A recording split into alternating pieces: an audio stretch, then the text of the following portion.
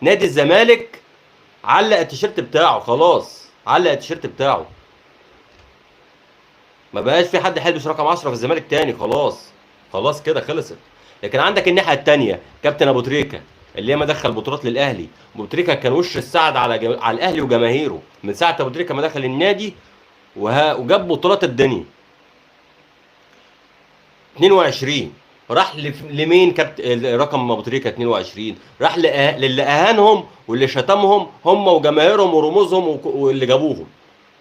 امام عاشور لبس 22 عادي. فهي دي ايه اسمها؟ المبادئ. شوف احنا بنعمل ايه.